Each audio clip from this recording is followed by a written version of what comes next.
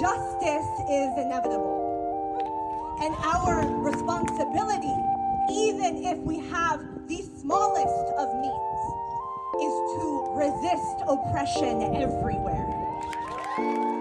Hello and salam, everyone. Welcome to the very first episode of Popular Cradle.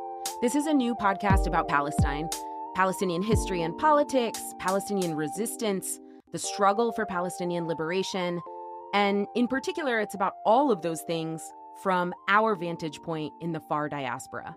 So let's introduce ourselves.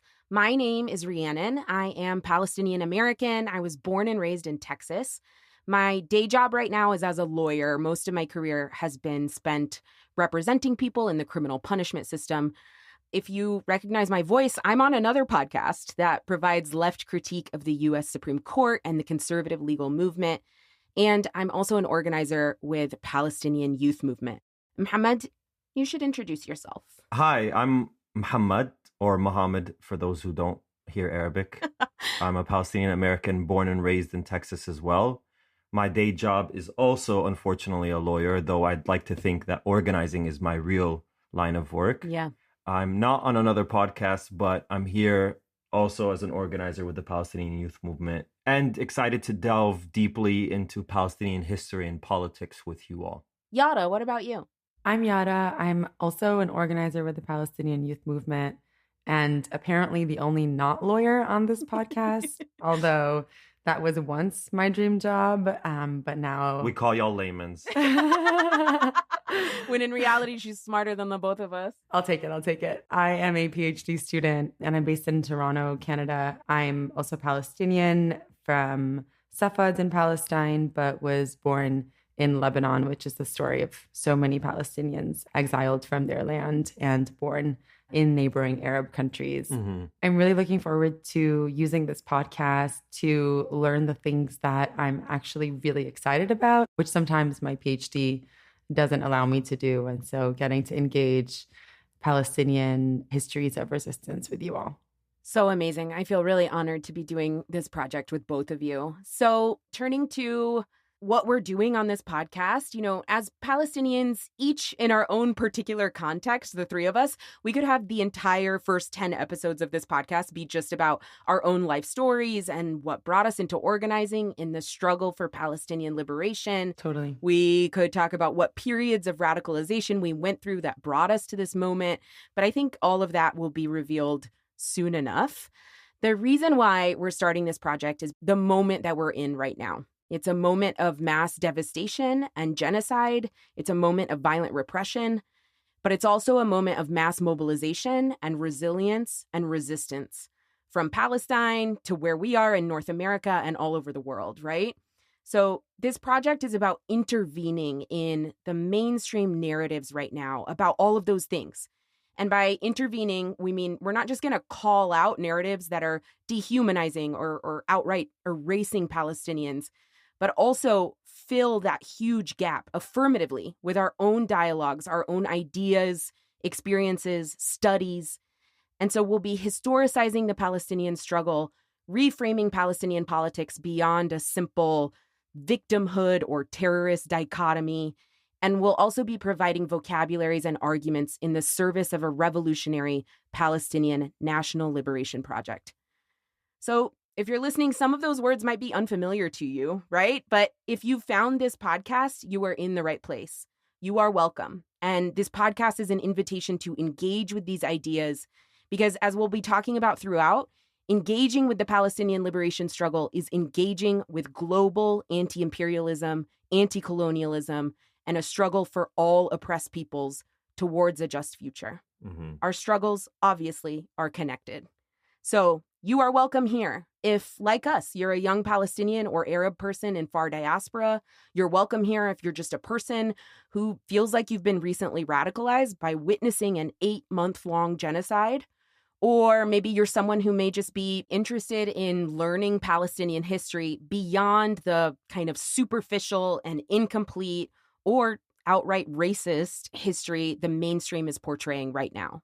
And maybe you've recently identified for yourself the violent dissonance of the U.S. at once performing humanitarian theater, by providing minuscule amounts of aid to Palestinians in Gaza, while knowing at the same time that Israel is only able to enact this historic violence on Palestinians with weapons and political cover that the US provides by the billions. Maybe you've noticed that the media that is even sympathetic to Palestinians only portrays their devastation and their suffering, but you never hear about Palestinians as anything but victims. If this is your experience over the last 7 to 8 months, then you're in the right place.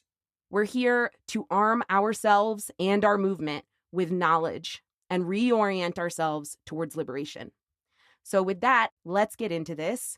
We're going to start our intervention today by talking about where Palestinian history often starts and what the Popular Cradle means. So we're launching Popular Cradle on Nakba Day. It's commemorated every year on May 15th, and we've done this intentionally.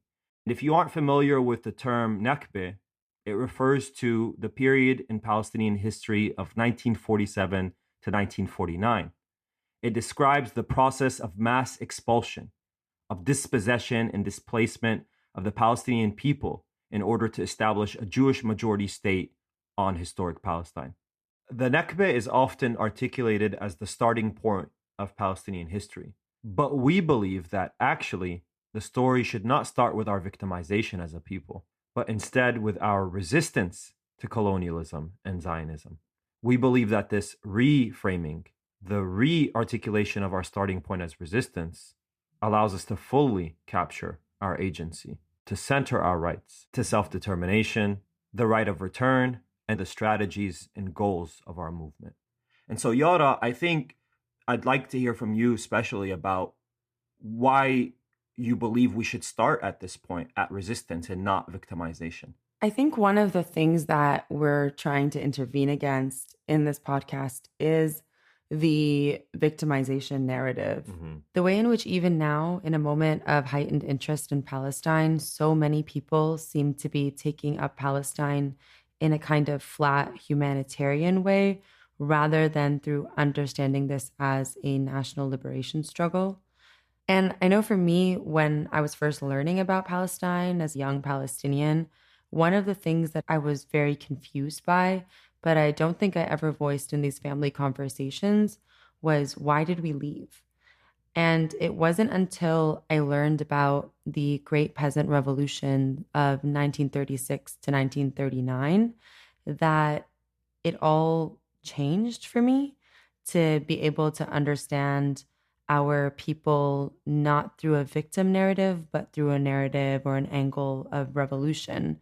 Because during this period, the 1936 to 1939 period, Palestine's popular classes, the peasantry, the working classes, all came together to wage a battle against Zionist settlers and British Empire. And this heroic battle was nearly victorious. Yeah. Oftentimes, historians and Palestinian revolutionaries have argued that Palestine wasn't lost in 1948, but it was lost in 1939 specifically. During this 3-year period, Palestinian peasants waged a battle from the countryside. They attacked Zionist and British infrastructure. Arab fighters from all across the region poured into the country, which really highlights the Arab nature of our people's struggle. And so I think when we understand it that way, we can actually understand that for us, history starts with resistance, and a specific kind of resistance, a resistance that has a sophistication, that has a relationship to the masses, and that has a strong conviction to liberate the land. Exactly, Yara. And so when people start Palestinian history at the Nakba instead of before the Nakba, it means that you're starting our history actually with an erasure of Palestinian resistance and an erasure of Palestinian popular struggle, right? Which makes the Nakba itself in 1948 seem like a spontaneous or a random event that happened to Palestinians. But it's really critical to underscore here that this historical erasure in popular understandings of Palestine, that really leads to like a serious misunderstanding about the settler colonial project of Israel and about imperialism. So when I say settler colony, I mean a project of imperialism in which Colonizers invade and occupy a territory to replace the existing society with the society of the colonizers, right? That is what Israel is in Palestine. It's a settler colony. So going back to Yara's point, when you erase Palestinian resistance from history, it actually leads to misunderstanding what the settler colony sets out to do, which is to violently suppress popular resistance. It seeks to target resistance and stamp it out, right? So our history doesn't begin with a random victimization of our people in 1947, 1948. Our history is actually about our resistance, the popular relationship to the land, hundreds of years of living in our homeland in Palestine. And I think it's not something that's unique to the Palestinian experience. Actually, whenever we tell the histories of most peoples that are colonized, are subjected to extreme forms of degradation, violence, whatever you may call it, whether it's slavery or the genocide of the indigenous peoples of this land, we're told the story of the Trail of Tears or the enslavement of peoples. We're not told the story of slave revolts. We're not told the story of the struggles of indigenous people to reclaim their land. We're not told the stories of things that actually reflect the subjectivity of these people. And here, by subjectivity, I mean their political agency and collective vision for their future, what they want to do with their land and their resources. And to achieve that vision, a struggle through resistance is required, as opposed to being reduced to one of two things, through making us objects, reduced to either terrorists or like fanatical hordes or whatever you might call it, which is meant to say these people aren't thinking, visioning people, or to reduce us to victims, that we're just objects of history to be acted upon, and the only actors in history are our oppressors. And so this is why we called this podcast Popular Cradle. Popular Cradle, or in Arabic what we describe as al-Hadn al-Sha'biyya, refers to the incubator for Palestinian resistance. This base that incubates, that protects, that gives life to our political claims through resistance, through support for action. We have to take history by the throat in order for us to be able to actually survive as a people. And not just survive, but advance our lives as a people in a way that's dignified, honorable, that centers our values, that centers us as a people beyond holders of a refugee card that allows us to receive aid standing in a line. Exactly. Yeah, and I just wanted to quickly touch on this word cradle, right? Because when we think of a cradle, we think about like a mother and her child, right? Cradling her child. And I think that that's literally what this means. It's this idea that the masses, the people, the Palestinian people as a whole, cradle in their arms the resistance. It's really this idea that the resistance and the people are not necessarily two separate things, but actually rely on one another and rely on the relationship that they have to one another to survive, similarly to that relationship that we see between a mother and a child. Yara, you've studied extensively this pre-Nakba resistance period of the 1930s when there were peasant revolts across Palestine. What do you think about when you think about this concept of the popular cradle and that time period? Yeah, during the 1930s, we actually saw the peasants and the popular classes in Palestine cradle the armed revolution of the period that I mentioned earlier. And so we see this concept, this phenomenon of the popular cradle emerge as early as then. I mean, this concept predates the Nakba itself.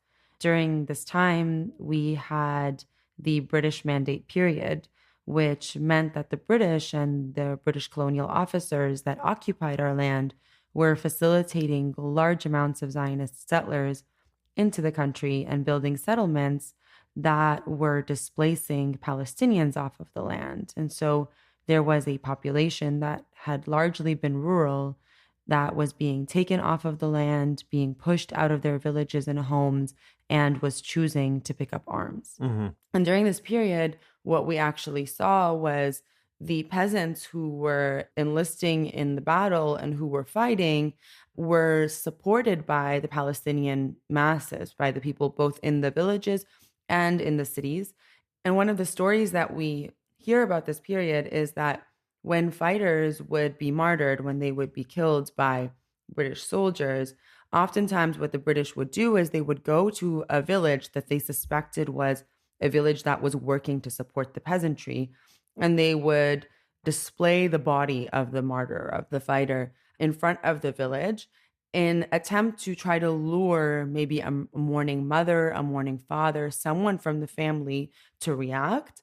And what this reaction would affirm is that this fighter is from this village, which means that this village is producing fighters, and they would ultimately destroy the village. And this is the form of collective punishment that we still see today. Israel continues to deploy this form of collective punishment against Palestinians who resist by destroying the family's home and coming after neighborhoods and so on. But this actually dates back to this period and was a tactic that the British specifically used.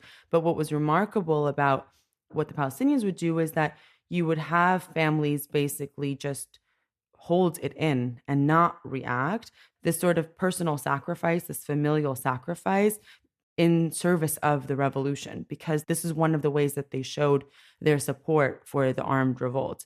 Of course, this came in addition to many other ways that Palestinians sustained the popular cradle, from Palestinian women hiding weapons inside big bread baskets and taking them up to the mountains to bring them to the peasant fighters and so on. And so you really had during this period this kind of mass support that was created by Palestinian popular classes in support of the armed revolution. And even those who did not fight, who could not fight, found a way to take part in the revolutionary struggle. Yara, I actually want to jump in here and contrast a term you used of collective punishment with a term we often hear, which is collateral damage. Mm-hmm. And I think that these two terms themselves actually reinforce what you said, either Palestinians as objects or Palestinians as subjects. So let's take the term collateral damage, for example. The term here is meant to imply that the people or the damage that's created, the killing of over 40,000 Palestinians, this damage was unintended. Mm-hmm. The actual target was this person or this terrorist group or whatever it might be. And that these people surrounding this damage that were caught up in it were only caught up in it because of proximity. Yeah, indirect consequence. Yeah. Right. It's a geographic proximity that facilitated the killing of these people, right? And these people, the collateral damage, so to speak, have no interest, no ties, no relationship to the people being targeted, the terrorists or the resistance fighters, whatever. Versus collective punishment, which is actually meant to reveal the true character of both the target and the targeter, the person actually enacting this form of violence. Because collective punishment recognizes that the people around the resistance fighters, they are the nation whose interests are being forwarded or whose interest is being forwarded through the actions of the resistance. And so this distinction, collateral damage, which is even those who are sympathetic to us, the nominally pro-Palestine people saying this is an unacceptable level of collateral damage, right? That this is why we must oppose what Israel is doing in Gaza. Those people are also reproducing the objectification of Palestinians. Our national liberation struggle being reduced to a question of terrorists versus the security of the state of Israel, as opposed to a conception that understands that collective punishment is levied because this nation, the Palestinian nation, asserts itself as one and advances its struggle in a way that is actually meant to confront its oppressor. And its oppressor through an understanding of its actual character. What is it intending to do? Ethnically cleanse its people. What is it intending to do? Reduce the Palestinian people simply to Arabs or refugees or whatever it might be on this land. Yeah, this flattening narrative that is imposed on Palestinian people, it's imposed in lots of different ways. We've started by talking about how flattening and erasure of our history is one of the ways that Palestinians as a people are depoliticized, that the national liberation struggle is completely erased from how Palestinians act politically. You see that today in narratives, even ostensibly sort of leftist or progressive tellings of the Palestinian story, not only by just starting with the Nakba as the period in time when 750,000 Palestinians were exiled, forcibly displaced from their land, right? But even in narratives, discourses, descriptions of the Palestinian condition today. So what you hear mostly is that Palestinians in Gaza, for instance, they live in an open air prison. Of course, the reaction to that would be violent. Of course, when you quote unquote back a dog into a corner, you give them no other choice but to fight back, but to bite. And you see that Palestinian resistance today even is framed as sort of spontaneous, is pathologized as random, erratic violence.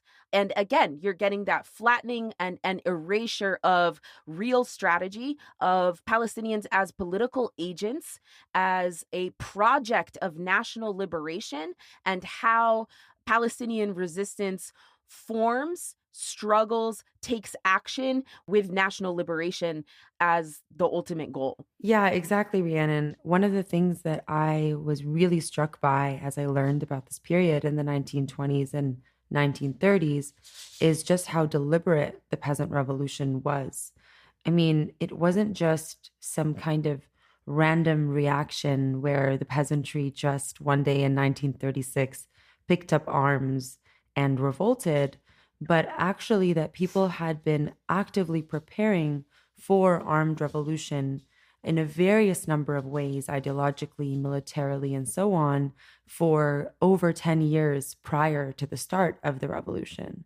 And I think a figure that really, really illustrates this well is that of Azzeddin al-Qassam, who was an imam from Syria that was engaged in anti-colonial struggle in Syria against the French and was actually wanted by the French for his participation and leadership of this struggle. And so once he was sentenced to death, he escaped to Palestine and would spend about 10 years in Palestine in a really poor part of Haifa, a Palestinian city, working on developing and contributing to the advancement and preparation of a Palestinian revolution, of the peasant revolution of 1936. And he would engage in all kinds of different forms of preparation. And it was argued, or it's been argued, that actually he programmed revolution using 3 steps. The first one, which was psychological preparation, this idea that you had to disseminate a revolutionary spirit amongst the people, that you had to raise the consciousness of the people, which he would oftentimes do through different masajid across the country, different mosques across the country.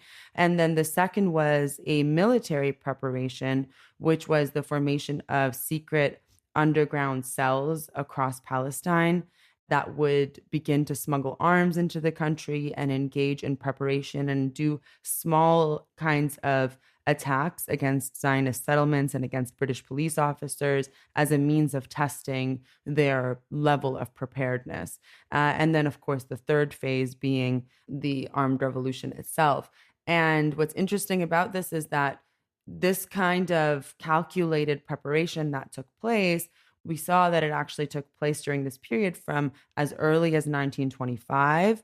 And then, of course, the launch of the revolution in 1936, which actually, Azzeddin al-Qassam's martyrdom is oftentimes seen as one of the catalysts that would actually launch the revolution. So he would spend over 10 years preparing for this peasant and popular revolution that he himself would not actually be a part of, but that his martyrdom would help kind of ignite.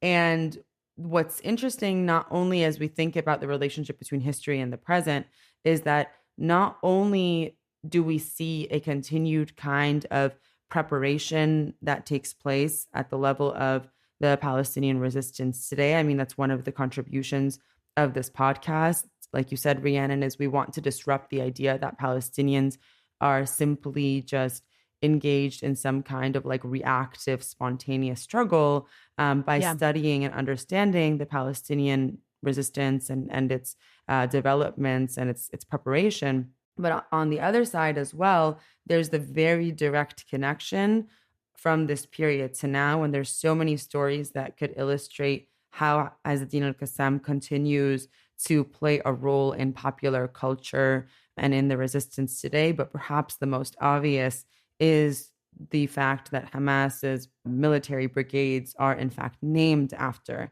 al-Qassam. And so there is this very direct link that continues to take place between history and today, whether it be at like an actual development of experience level and understanding level, or whether it even be at an ideological level. Yeah, there's this other example of resistance and the Popular Cradle, too, from pre-Nakba history, which has been on my mind recently as like another example of the strategy and the sustained, like active nature of Palestinian struggle.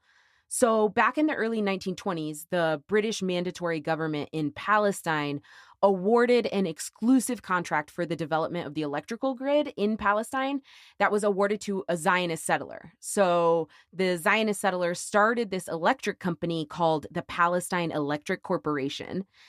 So that company built out the electric grid and power stations in Palestine, but because it was an exclusive contract awarded to a colonizer, it meant that only Jewish settlements in Palestine were getting onto the grid and like having access to electric power, while the Palestinian villages and more rural areas were not. So already you have in this story the illustration of a really important fact, which is that the Zionist settler colonial project did not start in 1948. But also you have a really important illustration here of Palestinian popular response, the response to the Palestine Electric Corporation. So firstly, Palestinian resistance at the time identified PEC as a site of resistance, recognized that the development of the electrical grid by this Zionist corporation only for Jewish settlements was this really important critical target. So resistance fighters in the mid-1930s, they would sabotage the grid as a tactic. They would attack high-tension lines that often resulted in like whole areas losing power. And they would calculate what the cost would be to the corporation for damaging the electric poles.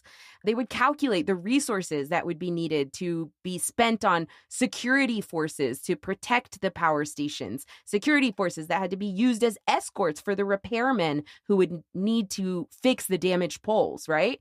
So it's such a powerful moment in our history of strategic resistance. And then you also have the connection to the Popular Cradle at the time. Mm-hmm. There was a Palestinian newspaper that wrote that people in Nablus is a Palestinian city, that people at the time, quote, would rather light their homes and stores with oil than with foreign electricity. You know, saying like, even though oil might be more inconvenient and electricity would be faster and, you know, just on with the flip of a switch, the people in Nablus, the Palestinian people, the Popular Cradle, would rather use oil, the more inconvenient power source, than actually get electricity from this Zionist corporation. And so bringing all of this to today, it still is the case right now that Palestinian resistance is not random or spontaneous. It actually has strategy and tactics and explains its politics and its actions, even though you would never hear about it in mainstream media, of course, right? And so on the podcast, we're here to really critically engage with and center modern Palestinian politics and resistance as well. Right. And Rhiannon, I actually want to pull out a theme that underlies what you're describing. And that specifically that the Palestinian resistance targeted strategically a fundamental aspect of the logic of Zionist settler colonialism. And that is of exclusivity. Here we have a project that's predicated on the establishment of a state exclusively for Jewish people. And by exclusively, what we mean is at the exclusion of Palestinian people. And so this electric company, as you describe it, really fits within that theme. And the Palestinian resistance's response is to undermine that logic of exclusivity.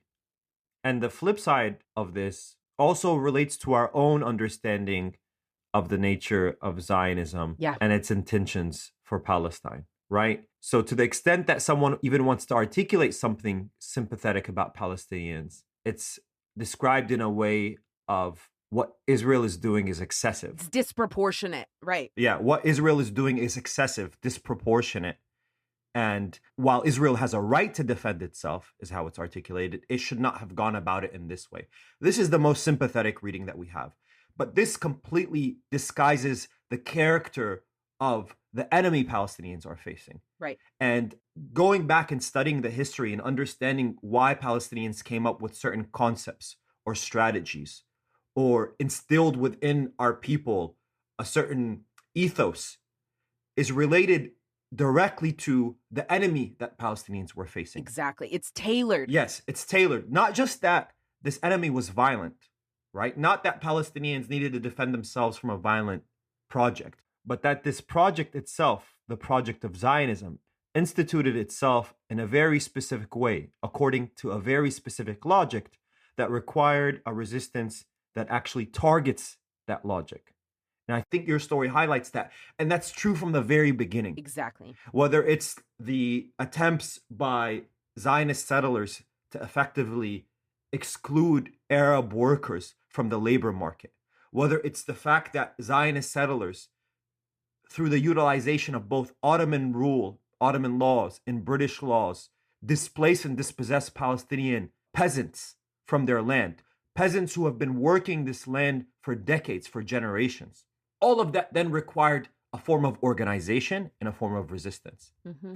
And I think even if we think about the different things, the different ways that the Palestinian resistance has developed its capacities, and this is something I think we're going to spend some time with in the future, and I hope to both discuss the ideological end of it all, why concepts like martyrdom, like dignity, like accumulation of experience, or accumulation more broadly of capacity, these concepts that Palestinian resistance developed, at the same time that the material infrastructure of the tunnels, the rockets, whatever you want to describe, is also reflective of the conditions that Palestinians are facing and the nature of the enemy of Palestinians. Yeah, and I think just to really quickly jump in on the story that you were telling earlier, Rhiannon, about the Palestine Electric Company, how that contract was given to a Zionist, and the kind of resistance that Palestinians used against that company.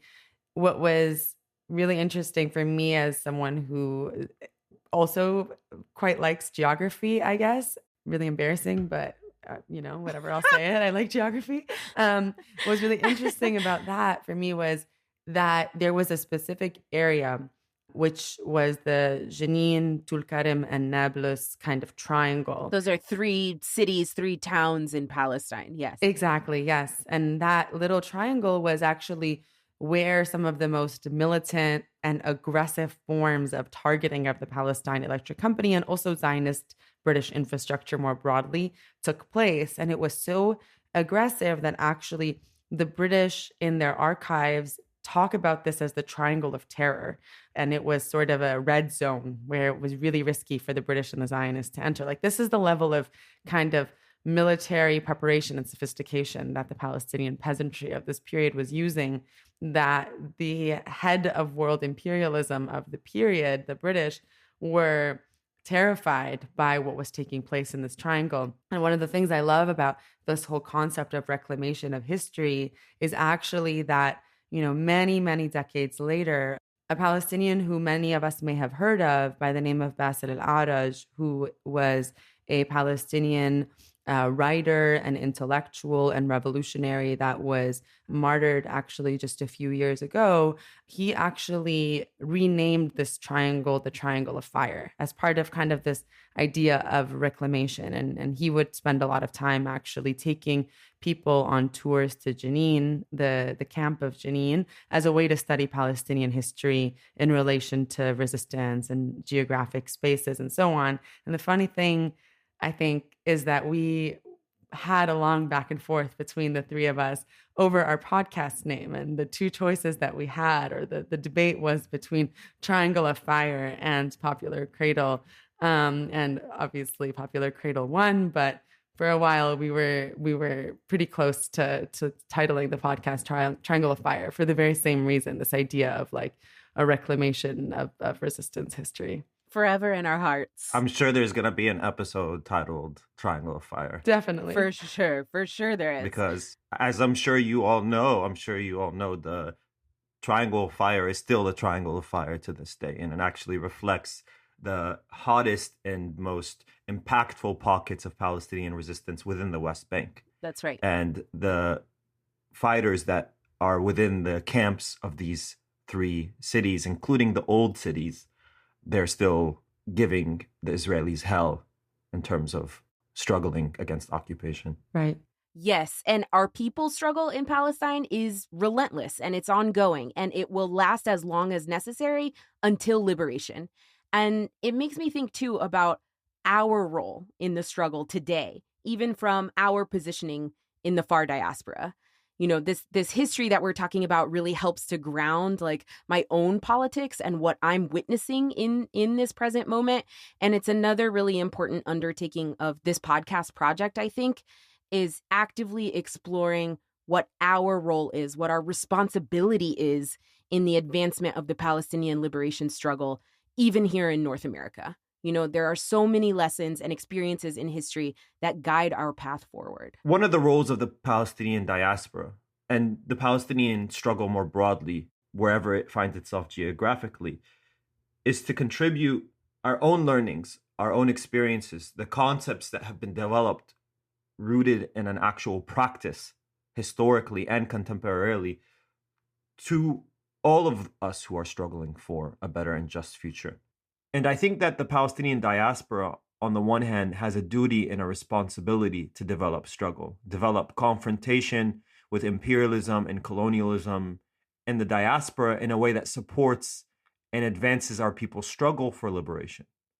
On the other hand, I think we also have a responsibility and a duty to take those lessons from our own struggle and to feed them into other struggles. In the same way other struggles have advanced lessons and concepts for all of us. Things such as Mao Zedong's teaching that political power grows out of the barrel of a gun, which means for us that true political power can only truly be achieved through armed struggle. Yes. And so the discussion of history, of contemporary politics, of discourse, of ideology and concepts, especially for us, the concept of popular cradle and what that means for other people, what it means for other struggles. The work that we're doing through this program is meant to give language and words, as we've said earlier, to understand your own individual contributions to struggle, your own individual conceptions of the world around you, and what is required of you. Yes. Yeah, Mohammed. And I think at this moment in time, when we're seeing the Palestinian struggle contribute so much to world revolution, that people all across the world are coming together, are awakening and organizing, being brought into struggle through Palestine, this feels like a perfect time for us to also share with the people Palestinian revolutionary concepts like the popular cradle, in the hopes that these concepts can be our contribution or part of our contribution to world revolution. Yeah, that reminds me of this concept in the Palestinian resistance. The concept, the Arabic term is tarakum, meaning accumulation. It's an accumulation of tactics. It's an accumulation of resistance, and it's an accumulation of ideas. It's an accumulation of people. The idea of accumulation of resources to integrate into furthering the struggle. And a lesson that we can derive from that is that this accumulation doesn't just happen in Palestine. Yep. Yeah, and just to expand on that a little, like oftentimes when we think about the concept of tarakum in the context of the Palestinian resistance, what we're thinking about is the way that the Palestinian resistance has learned from an accumulated experience between revolutionary periods, right? So like from 1936 that we've talked about in this episode to the first Intifada, which I'm sure we'll talk about in a future episode, to this particular moment that we're living through now. But there's also a way for us, or a responsibility that we have in the far diaspora, to take this concept of tarakum and learn from the experiences of the Palestinian resistance, as well as learn from our trials, our victories, our failures, and our experiences here in the places that we reside, recognizing that the organizing that we're doing today is building off of a long history of organizing in the far diaspora. Yeah, exactly. That our accumulation happens through our organizing, our political organizations, right? And the intellectual and material contributions that we make to that accumulation. And so I think it's a really good example, this, tarakum, that connects to our role here in the far diaspora. And it's also such a good example of how history continues to define our struggle, show that the Nakba is ongoing. It's not just a one-time incident. It didn't start in 1947 or 1948. It certainly hasn't ended in 2024. And so that means our resistance is also ongoing. Our resistance accumulates until liberation. So thank you, everyone, for joining us for our first dispatch, and welcome to Popular Cradle. That's a wrap, folks. Join us for our second episode, in which we'll be talking about the struggle direct from the belly of the beast, the student intifada, the student uprising. Join us for a discussion about all things encampments, how students and young people are the vanguard of our struggle, how universities are a critical site of resistance to imperialism and racism, and how all of this connects to a long history of Palestinian student organization. Popular Cradle is made in partnership with the Palestinian Youth Movement. Thank you to the many people who contributed to the making of this episode. Our artwork is by Shenbi G and Vivek Venkatraman. Our theme music is by Salma Talib. Follow, like, and subscribe to us on social media at Popular Cradle. That's YouTube, Twitter, and Instagram at Popular Cradle. They said that the old would die and the young would forget. But here we are, generations after the Nakba. We are as committed as ever, with the utmost conviction that we will never abandon any single inch of Palestinian land. We are determined to see the fall of Zionism and imperialism, and we are determined to win.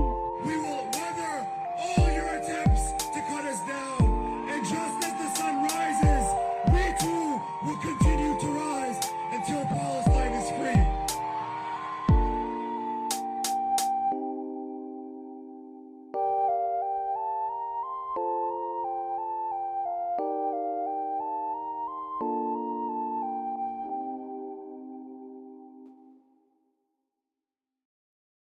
Its political power grows out of the barrel of a gun. Such a good quote. Mao popped off. Mao popped off with that one. Slay Queen on that one.